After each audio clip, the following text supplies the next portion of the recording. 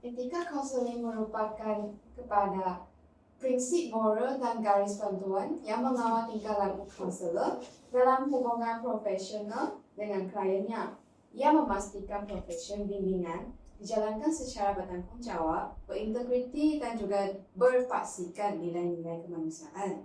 Jadi, kamu orang tahukah, baru-baru ini ada satu berita lah yang lebih memerhatikan mulut orang lah untuk membincangkan tentang isu ini. Kamu orang tahukah? Saya kurang pastilah. Okey, untuk isu inilah apa yang saya tahu adalah guru tersebut dia merupakan guru kaunselor dan dia didakwa mempunyai aman seksual lah terhadap murid tersebut dan juga dia telah menyimpan lah sebanyak 180 gambar lah tentang aniayanya terhadap kanak-kanak murid tersebut. Jadi untuk berita tersebut lah yang macam ni, dia menceritakan bahawa seorang guru kaunselor dalam menyalahgunakan kuasa dan lepas disiasat terdapat sebanyak 180 gambar kan guru tersebut mengeksploitasikan anak muridnya dengan melakukan amalan seksual. Jadi di sinilah kita telah tahu dia menunjukkan guru tersebut dia tidak mematuhi etika kaunselor lah dan juga tertuduh lah didakwa melakukan kesalahan di bawah Seksyen 10 atau kesalahan-kesalahan terhadap kanak-kanak pada tahun 2012 lah. Jadi saya rasa lah untuk perbuatan guru kaunselor tersebut kan dia telah melanggar lah kod etika kaunselor. Yang terutama lah adalah dia telah melanggar bahagian C 6A dalam kod etika kaunselor, iaitu gangguan seksual lah. Sebab kaunselor ini kan dia telah melakukan perilaku fizikal, iaitu gangguan seksual lah dan juga secara bukan verbal lah yang berunsur seksual terhadap mangsa muridnya. Dan ini telah dilakukan lah dalam konteks hubungan profesional lah, iaitu guru dan murid. Dan ini boleh dikira lah sebagai satu keruntuhan lah kepercayaan murid terhadap kaunselor. Dan yang kedua, pelanggaran etika iaitu C6D, iaitu eksploitasi ke atas orang lain. Sebab guru dia mengeksploitasi lah kepercayaan dan hubungan profesi antara guru dan murid lah dengan mengimbang bahan yang bersifat eksploitasi seksual terhadap kanak-kanak yang merupakan satu bentuk lah penganiayaan dan manipulasi lah terhadap murid dalam hubungan profesional lah, macam tu lah. Dan seterusnya lah, saya rasa guru itu dia juga lah melanggar tentang Akta Kaunselor 1998 lah, iaitu Akta 580 lah. Sebab dalam Seksyen 41A1 kan dia macam ni, dia membincangkan tentang hukuman tata tertib akan diberikan oleh jawatan kuasa tata tertib lah apabila dibuktikan terhadap kaunselor tersebut dia telah melakukan sesuatu perubahan berkenaan dengan suatu kesalahan yang melibatkan fraud dan ketidakjujuran dan juga keburukan akhlak lah. Jadi dalam berita ini kan kita boleh tengok lah guru kaunselor tersebut dia telah melanggar lah keburukan akhlak itu terhadap nama baik kaunselor kita lah. Jadi bagi saya implikasi lah dia kepada murid-murid dan juga masyarakat lah adalah dia akan kehilangan kepercayaan murid dan juga masyarakat terhadap kaunselor lah. Bagi aspek murid lah, mungkin murid akan berasa takut dan juga keliru lah dan tidak lagi mempercayai peranan sebagai kaunselor lah. Mungkin lain kali mereka pergi jumpa dengan kaunselor kan mereka tidak akan percaya lah. Dan saya rasa lah tindakan ini lah akan mencipta lah kebingungan, iaitu kebimbangan lah mengenai nilai-nilai moral dan juga akan mengurangkan lah kepercayaan murid terhadap kaunselor. Dan bagi aspek masyarakat lah, saya rasa mungkin masyarakat akan menimbulkan lah satu stigma terhadap perkhidmatan bimbingan dan kaunseling ini. Sebab stigma itu kan merupakan satu image orang lah yang buruk lah terhadap sesuatu benda itu mah. Jadi stigma itu terhadap perkhidmatan kimia dan kauseling ini kan dia akan muncul lah dalam kalangan masyarakat di Malaysia dan akan menjadi satu halangan yang utama lah untuk melibatkan setiap individu dalam mendapatkan bantuan psikososial secara formal lah. Dan untuk cadangan penyelesaian saya rasa mungkin pihak berkuasa kan dia boleh menyediakan saluran aduan secara khusus dan juga selamat bagi semua rakyat di Malaysia sebab dengan mewujudkan platform aduan ini kan secara mesra berguna dan juga selamatlah bagi setiap rakyat di Malaysia. Ia akan membolehkan rakyat Malaysia, tak dikira murid atau ibu bapa atau warga sekolah yang lain-lain Jadi di sini mereka bolehlah melaporkan salah laku kaunselor atau pihak lain tanpa rasa takut atau tekanan sebab untuk platform yang disediakan inilah saya rasa mesti dia akan menjaga kerahasiaan tersebutlah. Maksudnya dia tidak akan memberitahu siapa yang melaporkan isu tersebut. So saya rasa ini boleh menjadilah satu cadangan penyelesaian untuk menjaga nama baik kaunselor dan juga memastikan tingkah laku kaunselor itu secara positif Contohnya maklumat yang saya dapat daripada internet adalah bocor seperti sistem pengurusan aduan awam SISPAA inilah dia secara selalulah digunakan oleh banyak agensi kerajaan sebab dia boleh membantulah orang awam kan membuat aduan secara atas talian dan selamat dan sulit jadi tak ada orang yang akan tahu siapa yang buat isu tersebut. Jadi menurut laporan Ketua Audit Negara pada tahun 2022 mereka cakap penggunaan SISPAA ini kan dia dapat meningkatkan kekesanan pengurusan aduan dengan memberi keyakinan kepada rakyat terhadap integriti perkhidmatan awam sebab semasa mereka membuat aduan kan memang tak ada orang akan tahu siapa nama mereka, mana mereka tinggal. Tapi mereka cuma akan tahu apa isu yang berlaku di sekeliling masyarakat. So di sini pihak tertentu boleh tahu apa tindakan yang boleh buat untuk macam mengelakkan isu tersebut dia timbul sekali lagi. Dan maksudnya adalah pengguna yang membawa aduan selamatkan. Ya betul. Macam mana kamu orang pun ada jumpa isu seperti saya tadi ke? Betul sekali, saya ingin bersetujui Jenna tadi yang mempunyai isu yang pertama tersebut. Sekarang saya nak cakap dan membentangkan tentang isu kedua, iaitu isu kelanggaran kerahsiaan dalam penyimpanan rekod. Ini merupakan kes yang sangat serius yang berlaku di Selangor, Kelantan, Perak. Ini merupakan kes di mana antara 16 individu termasuk seorang guru kaunseling, seorang kerajaan dan seorang warga Afrika ditahan. Dan sebab ditahan adalah disyaki terlibat dalam kegiatan militan ataupun pengganas yang berkaitan dengan ISIS ataupun kumpulan radikal. Sangat mengerikan isu ini. Ya, mari kita lihat dengan lebih lanjut. Ini merupakan kes kedua yang merupakan salah laku guru kaunseling terlibat militan, iaitu dalam A. Dia telah melanggar Akta Kaunselor 1998 iaitu Akta 580, iaitu dalam seksyen 17 ada menyatakan bahawa kelakuan tidak sesuai dengan profesion kaunseling, iaitu kaunselor tersebut tidak boleh melakukan apa-apa perbuatan yang boleh mencemarkan nama baik profesion kaunseling. Betul kan? Betul. Jadi dalam berita ini dia keterlibatan dalam kegiatan militan, iaitu jenayah di bawah Akta Keselamatan Dalam Negeri, iaitu SOSMA secara langsung. Ini mencemarkan integriti profesion dan juga merosakkan kepercayaan awam.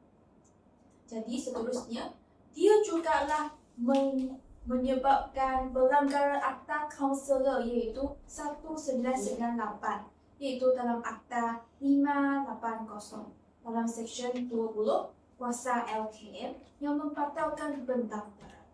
Implikasinya akan menyebabkan keterlibatan dalam aktiviti haram. Ini membolehkan LKM iaitu Lembaga Kaunselor Malaysia membatalkan lesen kaunselor secara kekal. Seterusnya, kes ini juga pelanggaran kod etika Lembaga Kaunselor Malaysia, iaitu dalam prinsip kedua, iaitu kerahsiaan, di mana kaunselor mestilah melindungi maklumat klien dan tidak boleh mendedakannya tanpa persetujuan kecuali atas sebab undang-undang. Jadi, pelanggaran ini telah menyalahgunakan maklumat pelajar untuk aktiviti militer. Seperti yang dalam isu tersebut, guru kaunseling itu telah menyalahkan guna maklumat pelajar untuk kegunaan aktiviti militer ini. Baiklah, apakah implikasi isu tersebut?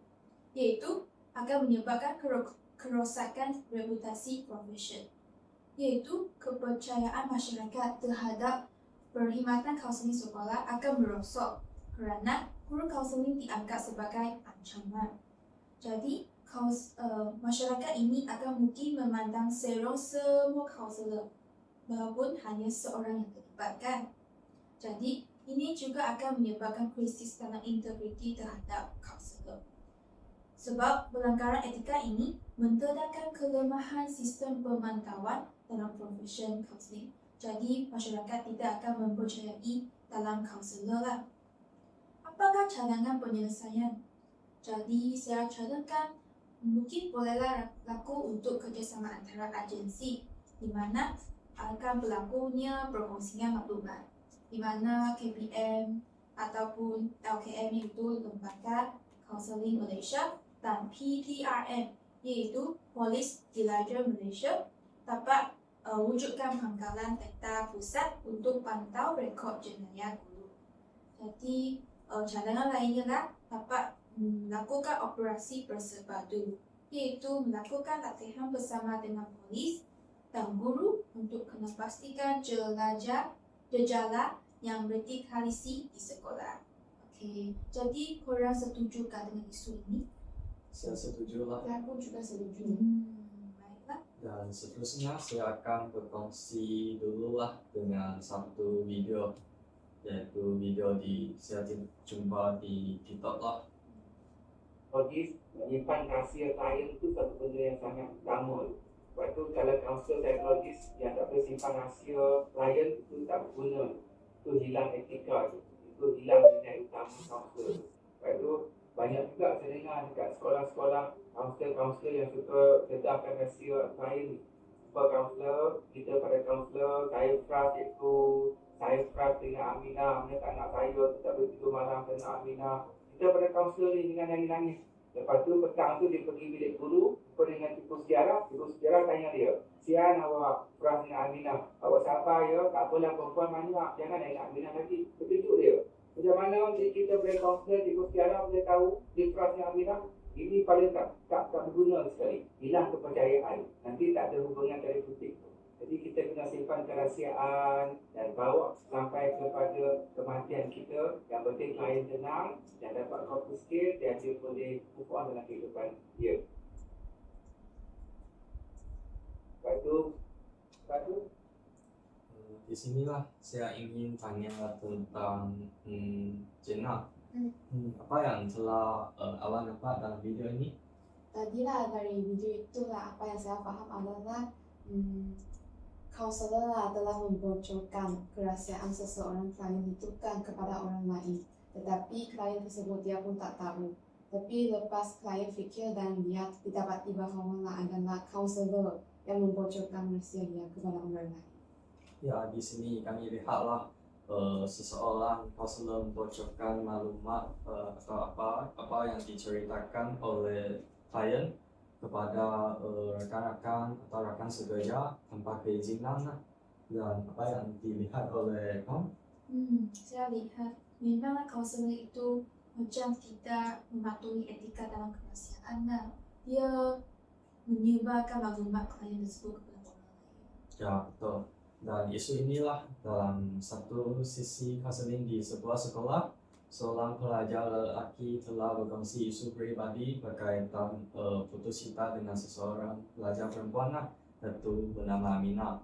Dan malangnya, konselor sekolah tersebut telah memaklumkan perkara ini kepada guru sejarah lah.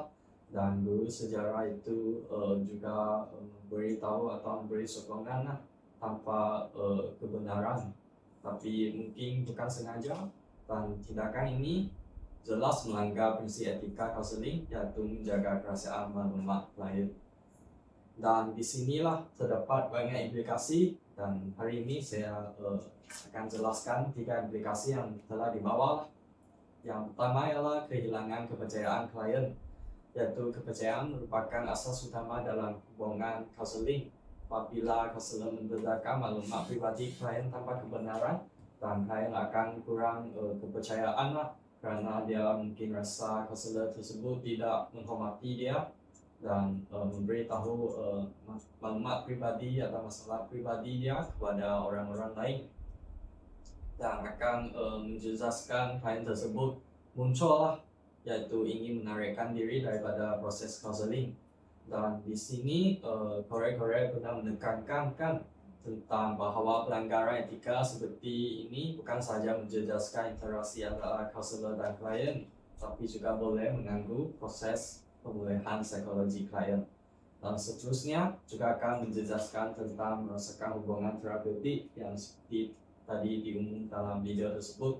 Isu ini akan merasakan hubungan terapeutik yang dibina berdasarkan rasa hormat, empati, dan keselamatan psikologi.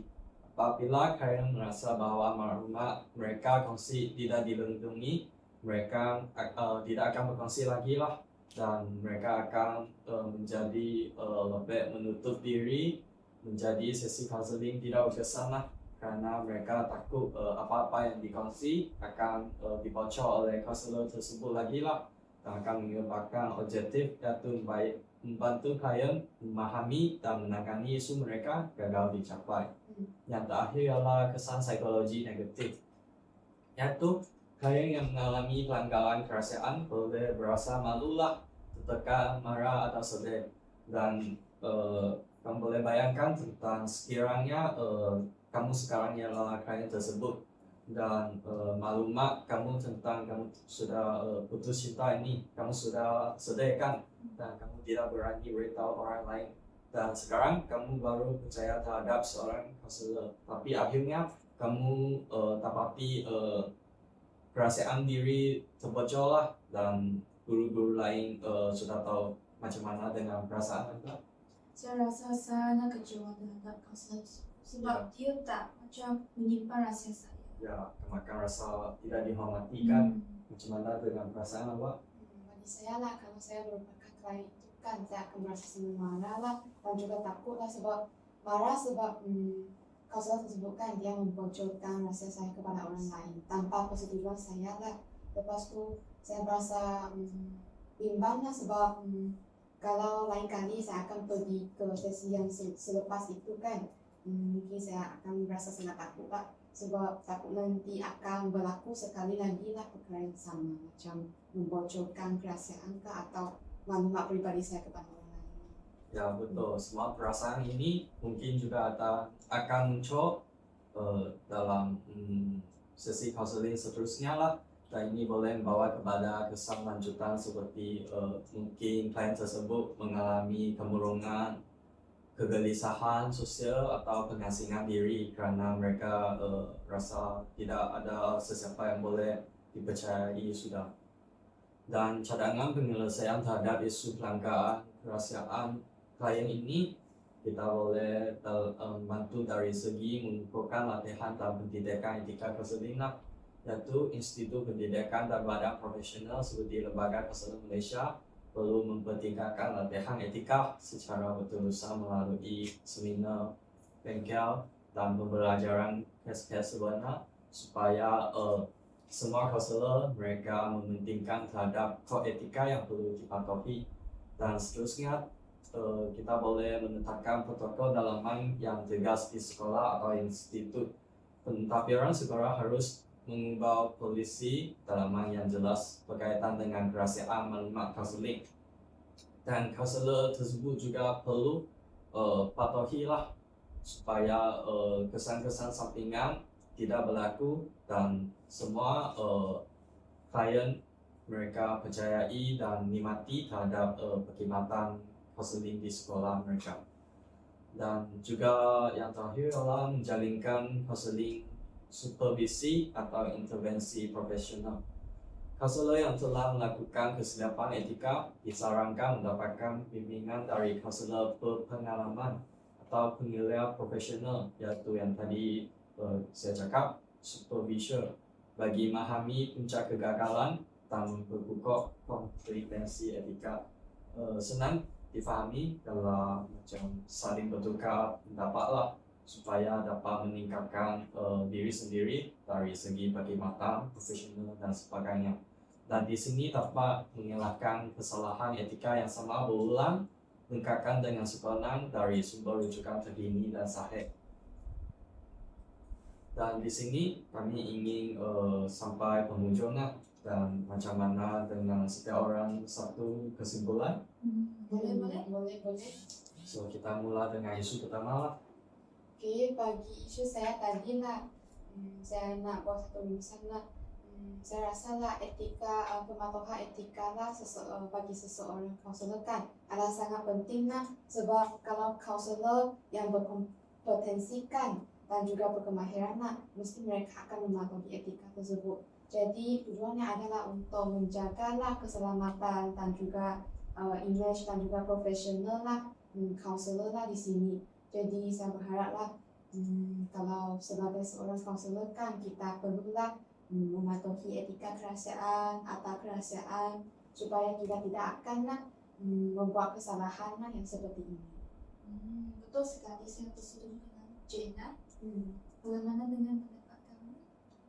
Saya rasa lah melalui kes saya, yaitu seorang kaunselor yang tidak menjaga kerahasiaan yang telah diceritakan oleh seorang klien kan. So di sini saya dapatilah menjaga kerahasiaan klien ini adalah asas utama dalam membina hubungan terapeutik yang amanah lah, supaya klien pada sesi yang akan datang mereka akan lebih terbuka lah, karena mereka sudah berasal daripada segi kaunselor menghormati mereka, tidak membocorkan apa-apa saja yang diceritakan oleh mereka, dan di mana kaunselor juga bertanggungjawab untuk melindungi privasi klien lah, demi keselamatan psikologi mereka, kerana mungkin masalah yang diceritakan oleh klien tersebut mereka juga lepas membina hubungan dari segi jangka masa yang panjang, mereka baru berani untuk berkongsi. Tapi mungkin kaunselor yang tidak jaga kerahasiaan mereka, memberitahu kes mereka terhadap orang lain, akan menjejaskan lah, dan mereka akan mungkin mengalami kemurungan, kerana hubungan yang dibina ini senanglah muncul sudah. Saya pun setuju dengan tadi yang pandangan Nelson tadi. Jadi di sini saya juga ada satu pandangan di mana saya rasa kerahasiaan dalam penyimpanan rekod memanglah sangat penting kan. Jadi saya rasa ini merupakan tanggungjawab seorang kaunselor bagi memastikan maklumat klien tersebut dilindungi dalam keadaan yang sangat selamat dan juga sepenuhnya daripada akses tanpa kebenaran, di mana klien akan mempercayai kepada kaunselor bahawa kaunselor tersebut akan menjamin etika kerahasiaan dan tidak akan menyebarkan apa-apa isu dia ataupun rahsia dia kepada orang lain ataupun pihak ketiga. Jadi di sinilah kerahasiaan memanglah sangat penting kan dalam penyimpanan rekod kaunselor ya.